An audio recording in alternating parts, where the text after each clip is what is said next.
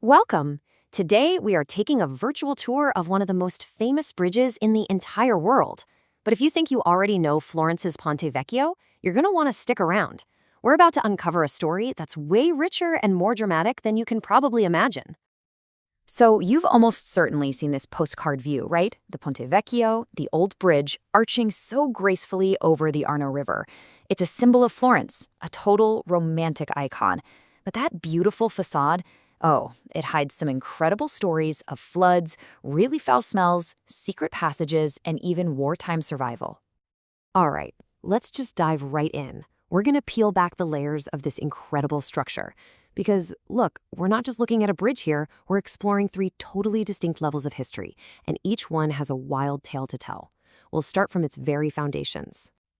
Our first stop on this tour takes us right down to the waterline. You know, before it became this famous landmark, the Ponte Vecchio was a survivor, and it was locked in a battle with the powerful Arno River that lasted for centuries. The history of this crossing is just one of constant destruction and rebirth. Seriously, the original Roman bridge was just a simple wooden footbridge. Then a stone one came along, but in 1177 and then again in 1333, the Arno's floods just completely obliterated it, wiped the slate clean. It really seemed like nothing could stand up to that river.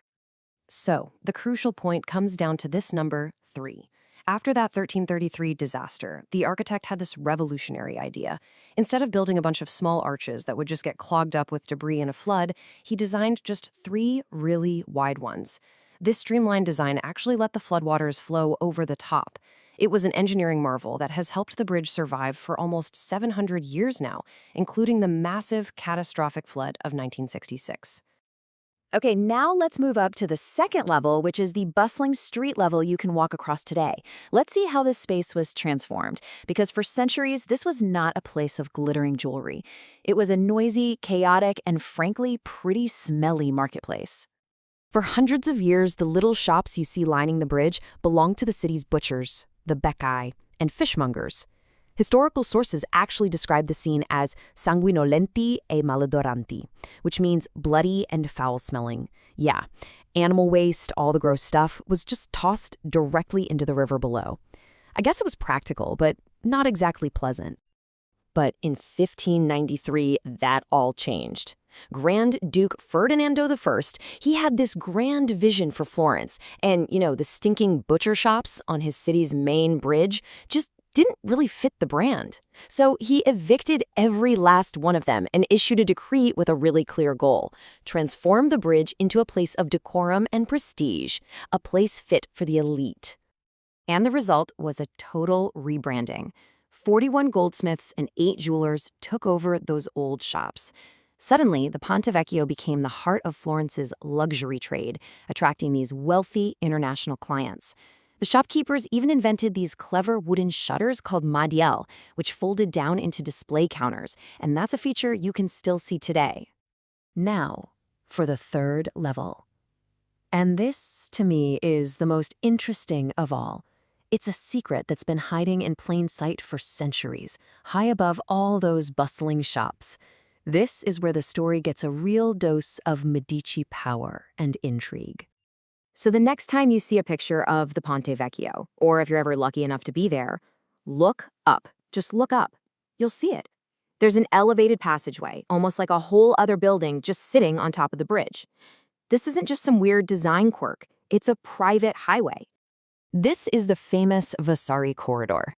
See, in 1565, Duke Cosimo I of de' Medici wanted a way to get from his office at the Palazzo Vecchio to his home, the Palazzo Pitti, on the other side of the river, without having to mix with the common folk. So he had his favorite architect, Giorgio Vasari, build him this private 1-kilometer-long passage right over the top of the city and its shops. Building it was this monumental task, and get this, they did it in just 5 months. But it hit one major snag. The powerful Manelli family owned a defensive tower right at the end of the bridge, smack in the corridor's path, and when the Duke ordered it demolished, they flat out refused. In this stunning act of defiance, not even the absolute ruler of Florence could make them move. So Vasari had to get creative, building the corridor around the tower on these big stone brackets, a detour you can still clearly see today. And that brings us to the bridge's most dramatic story of survival. This is a moment in the 20th century that wasn't about fighting nature, but about surviving the devastation of war. It's the summer of 1944. Allied forces are fighting their way up the Italian peninsula, and the retreating German army gets a devastating order: destroy every single bridge in Florence to slow down the advance. The city was literally about to be torn in two. One by one, the historic bridges of Florence, the Santa Trinita, the Ponte alla Carraia, they were packed with explosives and just blown to smithereens. The explosions shook the whole city, reducing centuries of art and engineering to rubble in the river. All of them destroyed. Except for one. The Ponte Vecchio was miraculously spared. The story goes that the order to save it came from the highest levels of command, a recognition of its unique beauty and its fame around the world. So instead of destroying the bridge itself, the army demolished the medieval buildings at either end, blocking access with just a mountain of debris. It survived, totally isolated but intact, a lone connection in a divided city. So what's the takeaway here? Well, the Ponte Vecchio is so much more than just a pretty picture. It's like a vertical timeline, a cross-section of Florentine history itself. I mean, just think about that journey. It went from being a simple Roman crossing to a chaotic medieval market, then from a glittering Renaissance showcase to a private highway for dukes, and finally into a global symbol of survival and beauty. Every single era left its mark. So the next time you see it, I really hope you won't just see a bridge. You'll see the floodwaters it managed to conquer. You'll imagine the chaos and the smells of the butchers.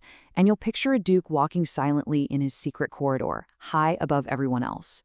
It truly is a living jewel, with each and every layer telling a different, fascinating story of Florence.